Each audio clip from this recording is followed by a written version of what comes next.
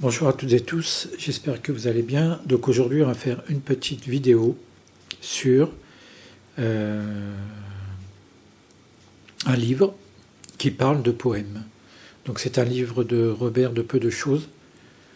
Donc apparemment cet auteur, selon mes recherches, son nom ne correspondrait pas, ce serait plus un pseudonyme. Peu de choses ne serait pas le vrai nom de l'auteur. Donc poème au long de la vie, les lointains du cœur. Une citation sur la première page. La poésie n'est grande que si elle complète le rêve par l'idée, l'idée par l'action. Clovis Hugues. Donc Paris, Albert Messin, éditeur, 1926. Donc c'est un livre qui est quand même assez vieux, hein, qui aura bientôt 100 ans. Et donc il est un petit peu abîmé. Au niveau des pages, ce sont donc des feuilles alpha, ou alors des feuilles alpha, ou alors papier verger ou alpha. Voilà, typographie soignée. Donc là, à l'intérieur, on voit quand même que les pages sont propres, même si bon, c'est quand même un petit peu vieux, mais ça reste propre. Contrairement à l'extérieur. Voilà. Alors, il y a eu un petit mot qui a été marqué. Alors, je ne sais pas si c'est l'auteur ou si c'est un individu qui a offert l'ouvrage.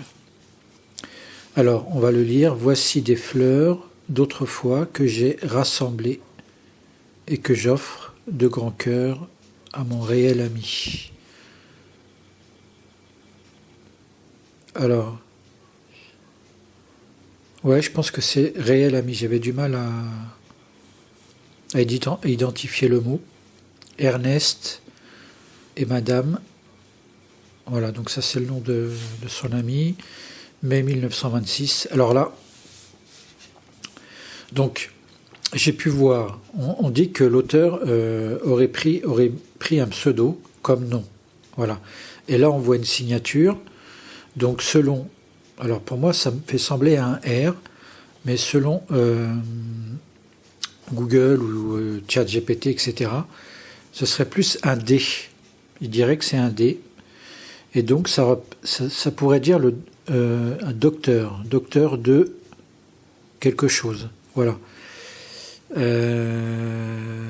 Donc là, on voit bien, enfin pour moi, hein, DE, là pour moi c'est un P, là on peut voir que c'est un A, comme Madame par exemple, U, là un G,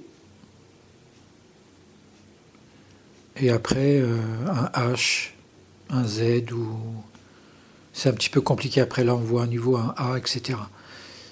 Mais après, donc voilà, donc soit c'est un D, soit c'est un R, voilà. Voilà, donc est-ce que ça a été signé? Je peux pas le confirmer. Une chose intéressante aussi, c'est que il y avait ça dans l'ouvrage. Donc ça c'est donc ça a été envoyé, voilà, à l'époque c'était comme la poste, voilà, messagerie, donc ça a été envoyé, le livre a été envoyé. On voit encore le tampon là. Donc ça a été envoyé en 1928 à 16h. Voilà. Donc là, le numéro d'expédition, l'expéditeur, donc le nom. Voilà, donc, et le destinataire, Schlumberger. Voilà, donc là, on peut voir CH, là, on voit bien le CH, L, Schlum, peut-être Schlumberger. Donc là, on reconnaît bien le nom. Voilà. Et par contre, l'expéditeur, là, donc là on reconnaît bien Schlumberger, l'expéditeur, alors ici on voit la lettre P, alors je ne sais pas si c'est un P, mais en tout cas on voit bien la lettre ici correspond peut-être au reçu. Là, on est l'autre lettre, un B, pour moi. Mais là, ça correspond. Là, franchement, je vois pas du tout. Qu'est-ce qu'on a d'autre? Ici, voilà. Non, c'est bizarre le nom parce que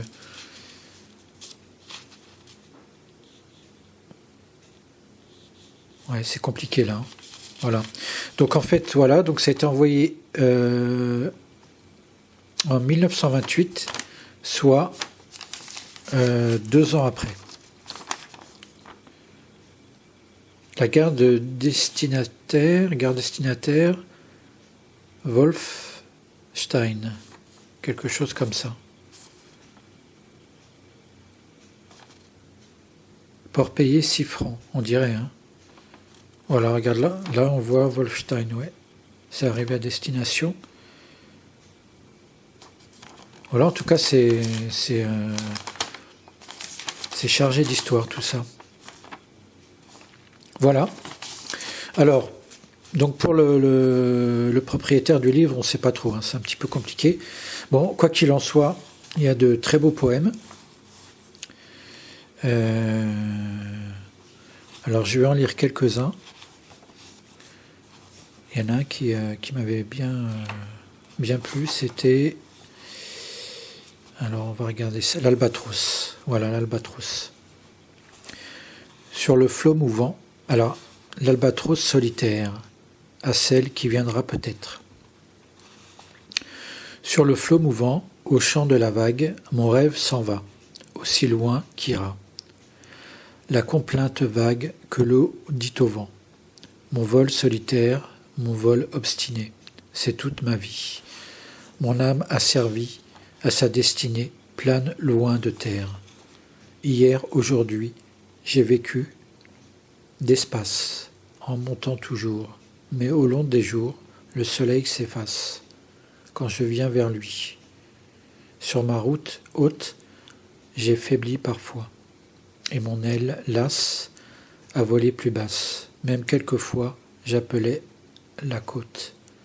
Alors j'ai fermé sur la barque lente mon aile et mon cœur, sous le vent moqueur, songeait aux tourmentes, à son vol aimé, et bientôt mon aile, nostalgiquement, vers le ciel d'étoiles, délaissant ses voiles. Courageusement, a fui de plus belle, mais ce soir plus seul, plus loin, sous la nue, je cherche un appui, car mon cœur, sans lui, de la lame nue, fera son linceul. Avant qu'un jour rude, l'as ne soit vainqueur de l'aile pâmée. Viens, ô bien-aimé, m'apporter ton cœur dans ma solitude. Viens, ô les beaux jours, où sur le flot morne, j'irai d'un vol sûr vers l'horizon pur, l'au-delà sans borne de nos grands amours. Aussi loin que va la complainte vague que l'eau dit au vent, sur le flot mouvant, au chant de la vague, mon beau rêve ira. Voilà, donc je trouvais qu'il était vraiment très beau celui-là. On va en lire un autre, puis après on va faire un petit peu l'historique du livre.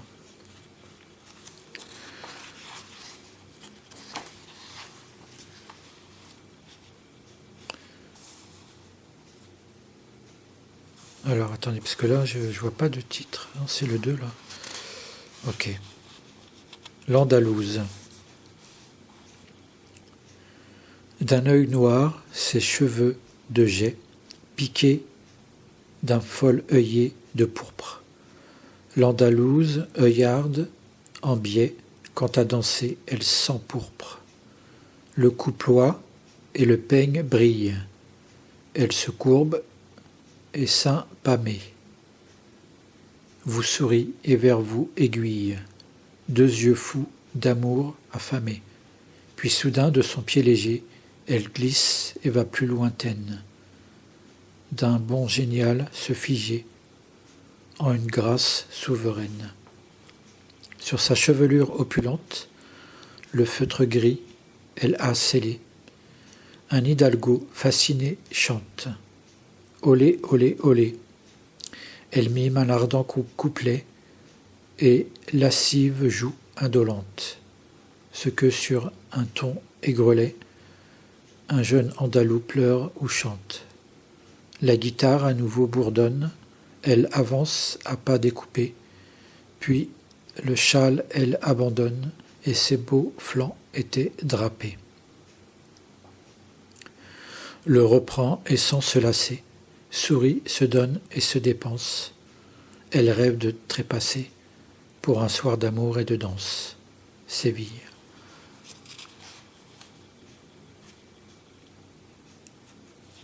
Ouais, on voit que le niveau du vocabulaire est vraiment impressionnant, quoi.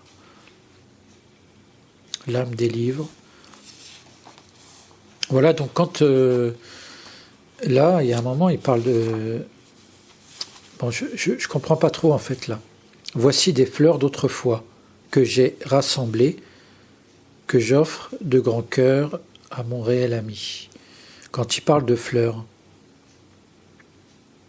il parle des poèmes qu'il a écrits et qu'il a rassemblés dans ce livre. Voilà, je pense que c'est ça qui m'a mis le doute dans le fait que ce soit l'auteur qui ait écrit ce livre.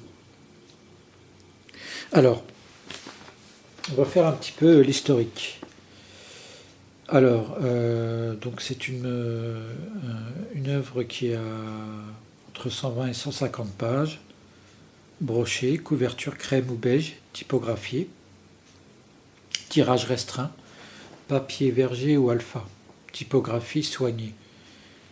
Résumé du contenu poétique. Ce recueil inaugure le cycle intitulé Poèmes au long de la vie, dans lequel Robert de Peu de Choses médite sur les saisons du cœur et les traces laissées par l'amour et le souvenir. Les poèmes d'un lyrisme intime et mesuré évoquent les amours passés.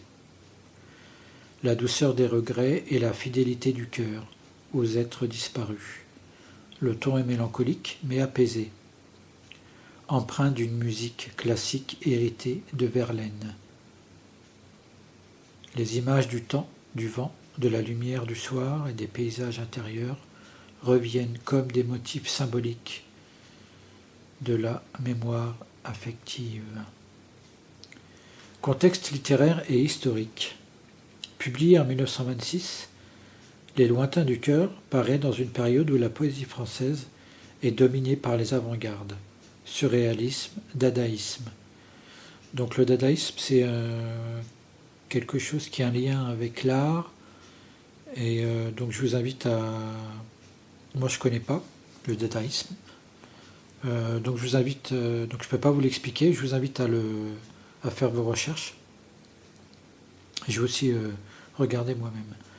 Donc Robert de Peu de Choses, au contraire, s'inscrit dans une lignée plus classique et musicale, proche des poètes, du sentiment et de l'intimité. L'éditeur Albert Messin, fidèle à la tradition verlainienne, offrait une tribune aux poètes discrets et raffinés. Ce volume témoigne d'une résistance au modernisme tapageur, au profit d'une poésie de la sincérité et du souvenir. Valeur patrimoniale et bibliophilique. L'édition originale de 1926, imprimée par Albert Messin, est aujourd'hui rare. Les exemplaires bien conservés, couverture non détachée, papier peu jauni, etc., se négocient un certain prix, selon leur état. Outre sa valeur poétique, le livre représente un beau témoignage de la production littéraire raffinée des années 1920, publié à petit tirage et destiné à un public de bibliophiles et d'amateurs de poésie. Voilà. Donc ce que l'on peut savoir de ce petit livre, Les lointains du cœur, étant donné la beauté des poèmes et tout ce qui va avec, je dédie cette petite vidéo à mon très cher cœur qui comprendra. Voilà, j'espère que ça vous a plu et je vous dis à bientôt pour une prochaine vidéo. Salut!